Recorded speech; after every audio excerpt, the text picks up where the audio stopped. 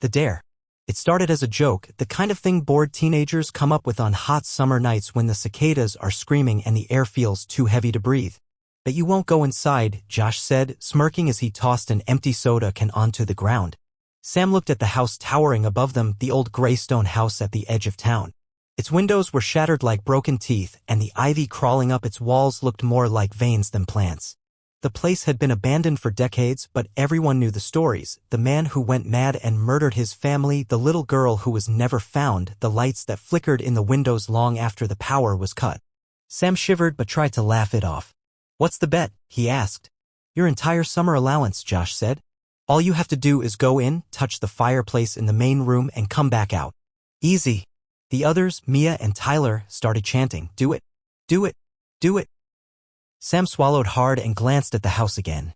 Its front door hung crooked, swaying slightly in the breeze as if it were breathing. He tried to convince himself it was just an old building, empty and decaying. He took the flashlight from Josh and started up the weed-choked path. Each step felt heavier, the night pressing in around him. The front door creaked open wider as he approached, almost welcoming him inside. When he stepped over the threshold, the air changed. It was colder inside, and it smelled of mildew and something sweet, like rotting fruit. The beam of his flashlight cut across a hallway lined with peeling wallpaper.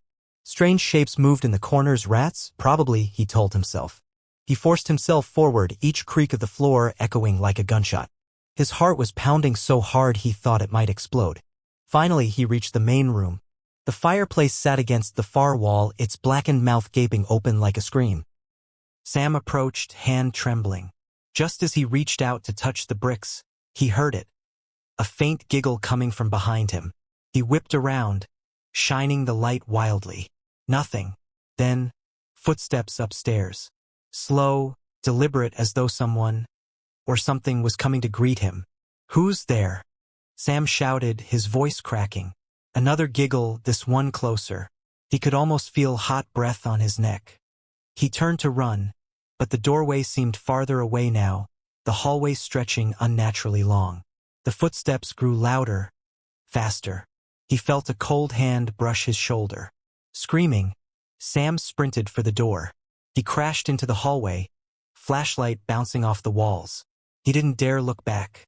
As he neared the exit, he felt a tug at his ankle, as though fingers had curled around him from beneath the floor. He kicked free, burst outside, and fell onto the porch, gasping. Josh, Mia, and Tyler ran up to him, laughing at first, until they saw the scratches on his ankle and the terror in his eyes. "What happened?" Mia asked, her voice shaking. Sam didn't answer. His eyes were fixed on the doorway behind them.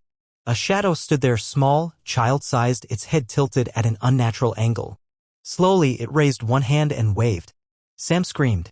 From that night on, no one dared set foot near Greystone House again.